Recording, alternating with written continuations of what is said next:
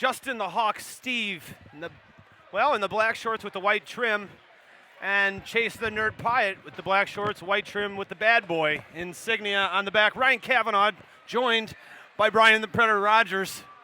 And two interesting first-round matchup here as Justin Steave is the most experienced fighter with a 12-5 record, but they were all amateur, Brian, so this is his pro debut.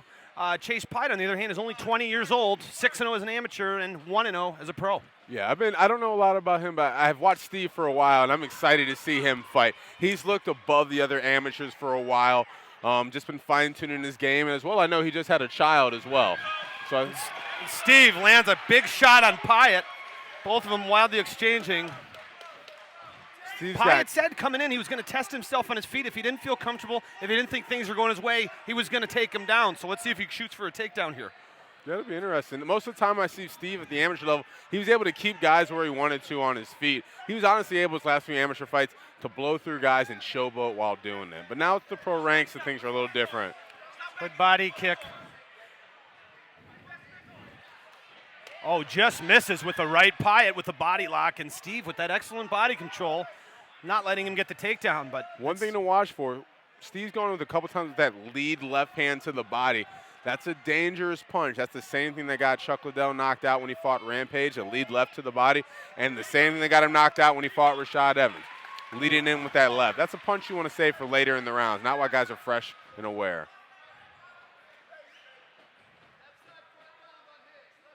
Piatt, pushing the action.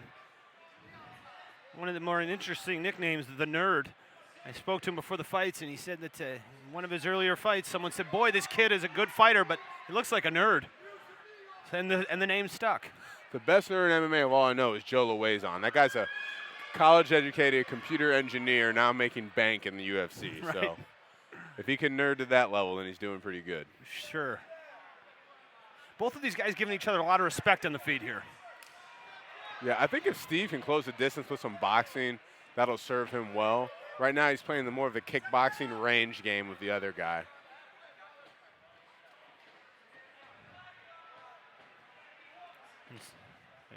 Piatt kind of shows, didn't really go for the takedown, just kind of putting it out there, more putting something in Steve's mind. Something else to worry about is me coming in for the takedown.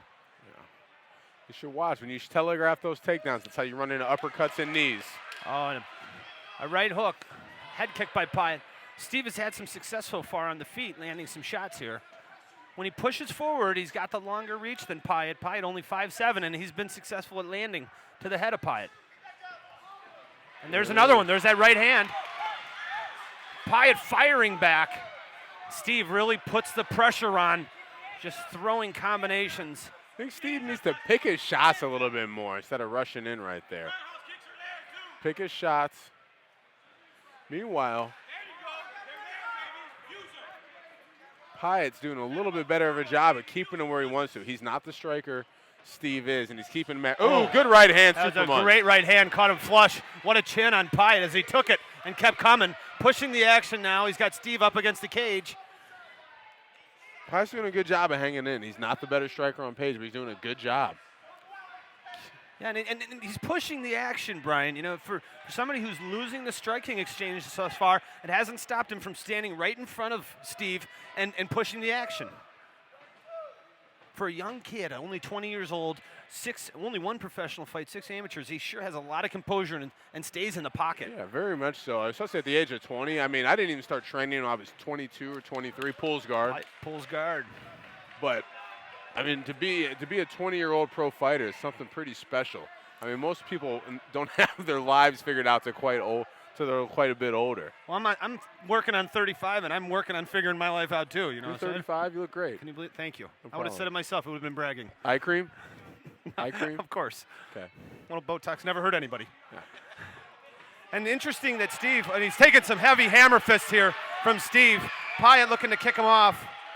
Oh, and watch out for the up kick. Steve's got to be careful of that. There's that over-aggressiveness you talked about earlier. He needs to get a good leg sweep throw-by pass.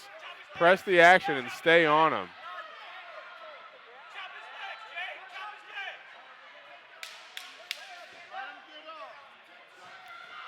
Flying. Nice. Leaping, jumping fist, which connects. Shades of Sakuraba from the Pride days. Minus the athletic tape all over his body. Right. Of course. Chase Piatt. Surprisingly, does not look to be in such bad shape after that round. He took some heavy shots from Steave. And Brian, I mentioned in the open, when talking to Steave prior, this is his Justin Steave's first pro fight. I asked him what the difference was, what he expected it to be between amateurs and pros, and he said recovery time in between. He was concerned about the minute 30 to a minute. And was that noticeable for you in your career? You know what? My conditioning got better through the amateur to my AME to pro. So for me, it wasn't too big of a deal. And also, I haven't seen the second round since May of 2009. So not that you're keeping track. No.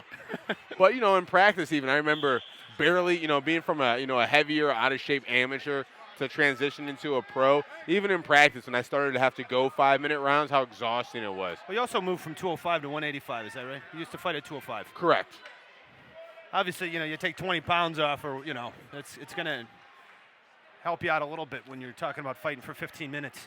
Yeah, just conditioning, understanding how to train a little bit more, switching from more of the football style lifting to more of the functional MMA style weight training and conditioning.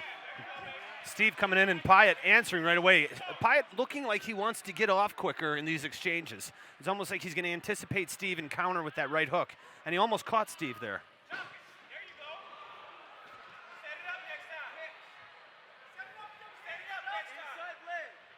Carrying those hands low. Piatt needs to control the striking on the outside, make it more of a sparring match so he can get it to the ground. Whereas if I was Steave, I'd be trying to bully box my way in and cut the distance.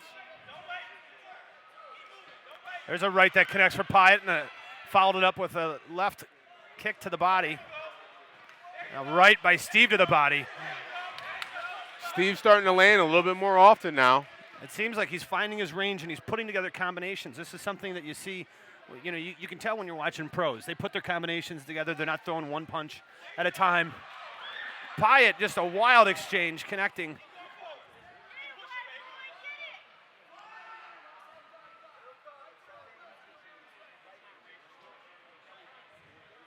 Both these guys seem to be very content standing in front of each other and trading.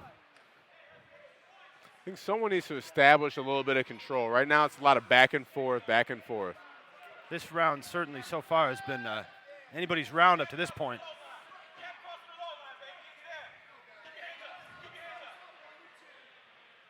One thing that could be hurting Steave, he's not throwing many kicks himself. If he is throwing them, he's winging them up to the body instead of maybe chopping his legs down. Easiest way to disrupt something. Good right hand. Big right hand connects. Steave has found a home for that right hand twice now. Corner giving him the 2-3, which is the straight right followed by a hook. Oh, and Piatt ducks it and takes him down. And let's see what kind of top game Piatt has. It's the first time we've seen this today. I haven't seen Steave on his back a lot either, but I know he trains with some solid guys. Here, let's go see Piatt. Walking it up.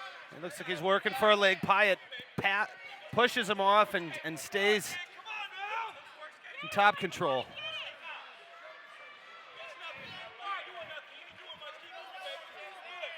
Going for the arm bar. He's got an arm. Had it extended but lost it. Piatt slipped out. Steave just muscles him. There's the arm bar again if he wants it. Piatt's trying to come out the back door, and Steave controlled him. Elbows are legal now. Piatt turtles, gives up his back, and let's see if Steave can take advantage. He's looking for a body triangle here. Just barely has the body triangle in, but this can do a lot to sap the energy of a fighter. Being Piatt on the ground, as uses his legs to really tighten up the stomach and make it difficult for Piatt to breathe. It looks like he's got the choke in. Got him Needs to flattened take out. a big breath of air, puff his chest out as he pulls back on the neck.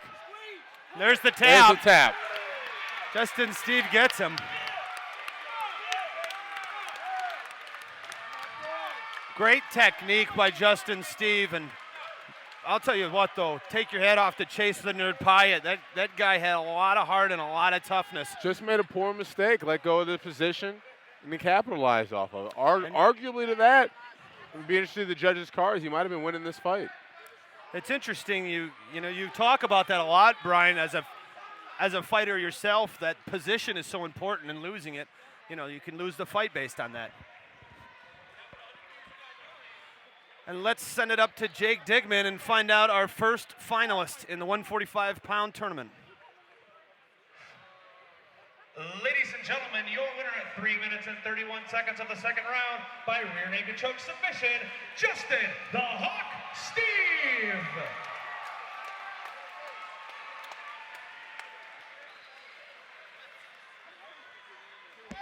I'm standing by with the winner, my good friend, Justin the Hawk Steave. You've made the transition. You're a professional now, my friend. I was wondering if you're ever going to go pro. I figured you're going to stay amateur for like another 10 years, but you came out here and all professional all the way. Saw your opening, secured the victory. Talk to us. I feel good. I came here with Chase. I didn't know anything about him really. I heard he was a pretty decent wrestler, decent stand-up, which I mean, if you look at me, he showed it for sure. You're moving on to the second round of the featherweight title tournament here at UCB. I know you're going to be keeping a close eye on the next fight upcoming. Any thoughts on it?